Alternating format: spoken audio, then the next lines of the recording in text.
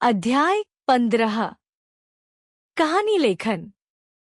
Story writing. कहानी युगों युगों से लोकप्रिय विधा है। कहानियों से न केवल मनोरंजन होता है, अपितु कल्पना शक्ति और शब्द भंडार में भी वृद्धि होती है। संकेत बिंदु। पहला, बेवकूफी और समझदारी। दो बकरियां अपनी अपनी ताकत पर घमंड स्वभाव से गुस्सैल सकरा पुल से जा रही थी। दोनों की पहले पुल पार करने की जिद लड़कर दोनों का मर जाना। दो समझदार बकरियों का पुल पर आना। आपस में सलाह करना। एक बकरी बैठ गई, उस पर चढ़कर निकल गई। काली और भूरी नाम की दो बकरियां थीं। दोनों बहुत ताकतवर थीं। एक दिन दोनों एक पुल से गुजर रही थी।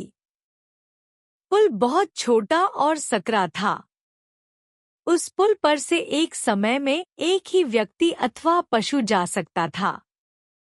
काली और भूरी दोनों ही बकरियां पुल के दोनों छोरों से आगे की ओर बढ़ रही थी। दोनों की पहले पुल पार करने की जिद थी। दोनों में से कोई भी पीछे हटने को तैयार नहीं था। पुल के बीचों बीच दोनों बकरियों का आमना सामना हुआ। दोनों अड़कर खड़ी हो गई। काली ने गुस्से में भरकर भूरी से कहा, चल चल, मैं पहले आई हूं, इसलिए पहले मैं पुल पार करूंगी। दोनों की बहस चलती रही। कोई भी पीछे हटने को तैयार नहीं हुई। गुस्से में दंदनाती हुई दोनों ही आगे की ओर बढ़ी, लेकिन पुल सकरा होने की वजह से दोनों नदी में गिरकर मर गईं।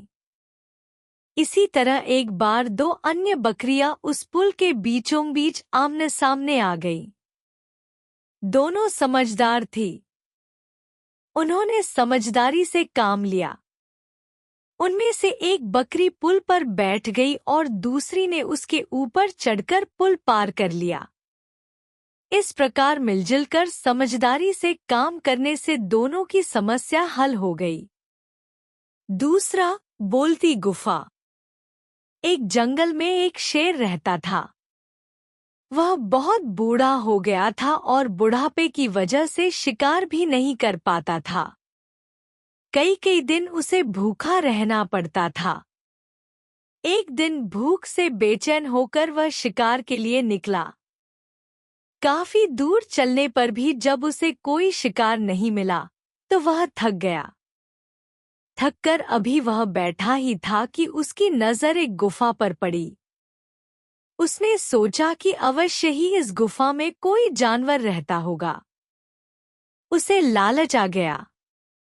शेर ने सोचा कि वह गुफा के अंदर जाकर छिप जाएगा और जब कोई जानवर आएगा तो वह धोखे से उसे पकड़कर खा जाएगा।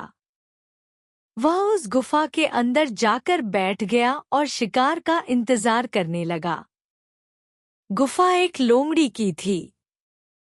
लोमड़ी जब अपनी गुफा के पास लौटी तो गुफा के बाहर शेर के पंजों के निशान देखकर वह चौंक गई। उसे खतरे का आभास हो गया। लोमड़ी चालाक थी। उसने खतरे से बचने के लिए सोचना शुरू कर दिया। लोमड़ी ने अपनी बुद्धि पर जोर डाला और तब उसे एक तरकीब सूझी। लोमड़ी गुफा के बाहर खड़ी होकर जोर जोर से बोलने लगी, देख गुफा, तू अगर न बोली तो मैं यह गुफा छोड़कर दूसरी जगह चली जाऊंगी। तुझे याद नहीं, हमने आपस में क्या वादा किया था? जब मैं बाहर से आकर तुझे पुकारा करूंगी तो तू मुझे जवाब दिया करेगी। ठीक है, अगर तू नहीं बोलती तो मैं चली दूसरी जगह।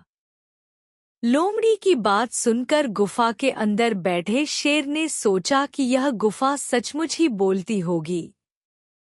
यह सोचकर शेर अपनी आवाज बदलकर बहुत ही मधुर वाणी में बोला, अरे नहीं लोमड़ी बहन, नाराज मत हो, मैं जरा सो गई थी।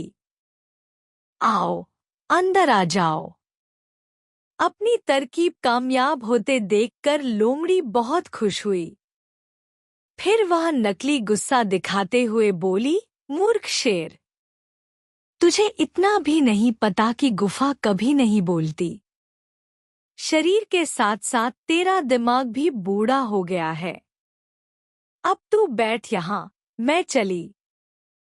इतना कहकर लोमड़ी तेजी से भाग गई।